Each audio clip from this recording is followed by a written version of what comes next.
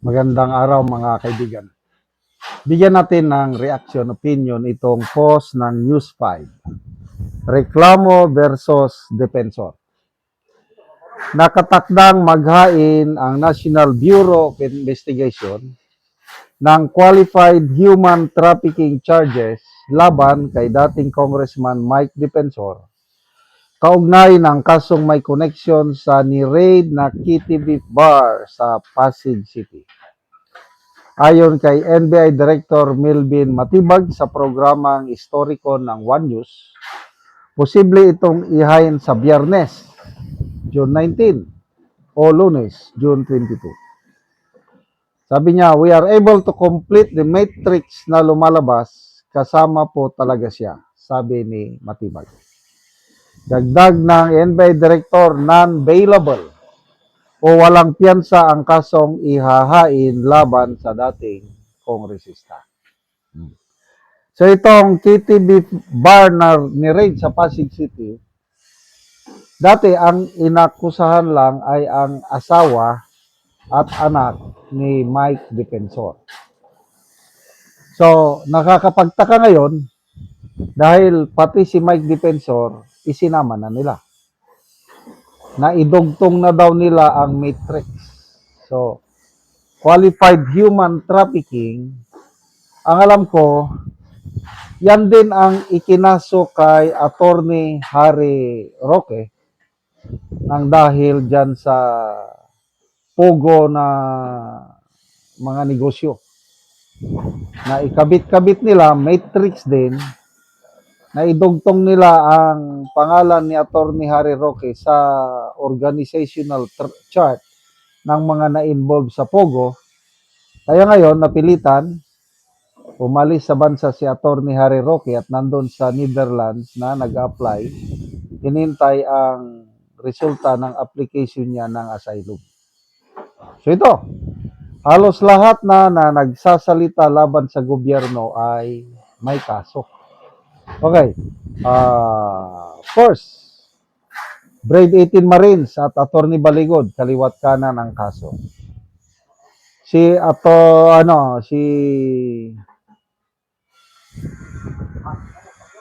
ito? Governor Chavit Singson. Bago lang siya nagpiyansa sa kasong cyber libel na naisampa laban sa kanya.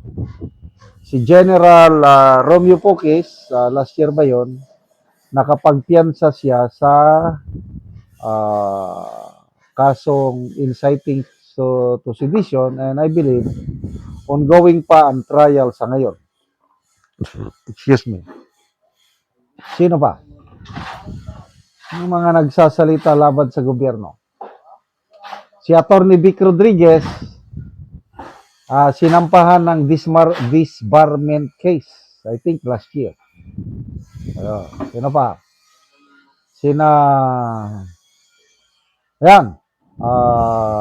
Kiko Barsaga, ang dami ring naisampang cyber libel case sa kanya at saka natanggal pa siya pagiging kongresista. Si Congressman Leandro Libiste, ganyan din, na may kaso na rin siya. Halos lahat na lang eh. Ito, may napanood akong post ni Jesus Busi Duki, yung masipag na DDS vlogger na naunang nagbisita sa flood control project sa Ilocos Norte. Binulgar niya ang mga kapalpakan ng mga flood control projects doon. Kinasuhan na rin. Kailang yung vlog niya kanina o yung Facebook post niya is sa Cebu. Kinasuhan ako sa Cebu ng cyber libel. Nakakatawa dahil nagpaalam daw siya kay Governor Chavit na pupunta ng Cebu dahil sinampahan ng kaso. Nako, sabi daw ni Chavit, gamitin mo yung isa kong eroplano. At yun nga, nakakatawa. Bumaba si Jesus Busidoke sa private plane ni Governor Chavit Singson. Wow naman. So, dito ngayon, Magsalita ka laban sa gobyerno. Kaso ang aabutin mo. Sige lang. Senator Jinggoy nga.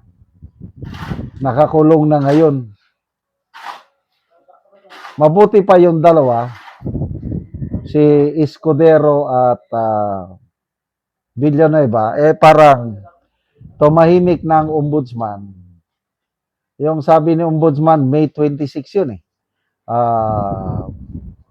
malapit nang mahinog ang kaso ni Villanueva, isasampa na rin natin. No, pati si Escudero, nakahanda ng plunder charges. Bakit ngayon? Tahimik na, wala na yatang kaso sa dalawa. Yun na ba ang resulta ng pagtawid bakod nila? Si Romualdez, na sinampahan nila ng kaso 2 or 3 months ago, wala namang resulta. Nauna pa ang warrant of arrest ni Jinggoy Estrada. Don't know, ano nang nangyari kay ex-DPWH Secretary Manuel Bunuan. Kasama rin siya sa naisyuhan ng warrant of arrest. Kasabay ni Jinggoy Estrada. Nabasa ko sa isang post na hospital siya na hypertension So sige, laban lang Congressman Mike. Huwag kayong ito lang problema dahil non-bailable itong human trafficking na isasampa. Ang mabuti kina Attorney Baligod at Brave 18, magagaan nga kaso lang yung naisasampa sa kanila. Kasi cyber libel. Yung false utterances of fake publication. Ano pa? Yung perjury. Mga ganun lang. Poros bailable. Kaya no problem. Haharapin lang nila yung kaso pagdating sa presidency ni BP Sara. Yun na. Mag-iba na ang ihip ng hangin. So I don't know anong mangyari kay Mike Defensor kung gaano kabilis maisyuhan siya ng warrant of arrest. Baka magkukulong na rin siya kung hindi siya makapagtago kagad. Salamat mga kaibigan sa inyong pagsubaybay sa channel na ito. Nakakatulong kayo ng malaki sa Tribong Talandig ng Bukidnon dahil ang income natin sa channel na ito is pantulong po sa tribo. Namimigay tayo ng libreng yero at pako para makapagpatayo sila ng mas maayos na tirahan. Panoorin nyo ang video na ito. Karon mo na ni ang atop sa natagaan na mo og yero. So mo nagyud ni kadako sa buslot sa yang balay. Karon natagaan na gyud og yero.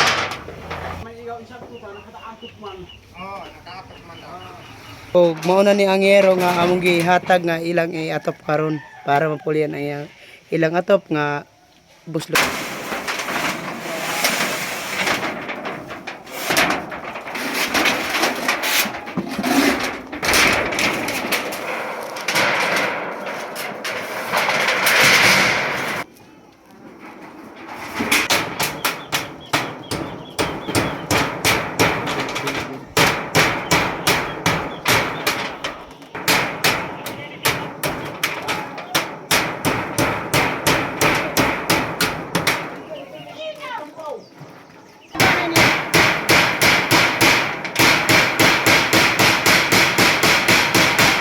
Karon naman na gid sa pag-atop ang among ginahatag nga yero.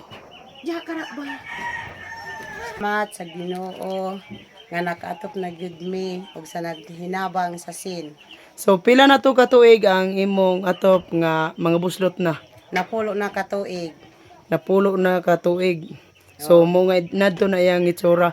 So nga naman sa napulo na ka tuig wala gid kang sukad nakapalit og yero nga para unta mapulihan. Tungod kay kanang wala mi sakto nga trabaho. Igor mi ga muso kung makakuha mi kwarta igor gid ipalit namo og bugas. Na kung walay muso, asa naman mo magkuha sa inyong pagkaon? Ay bangita kung asa kuan Na ang inyong kuha na mo'y tanom nga mga lagot mon. naa mga bingala, kamuti. Mura na among pinangabuhian. So maglisod mi magpalit og mga sin. Oo.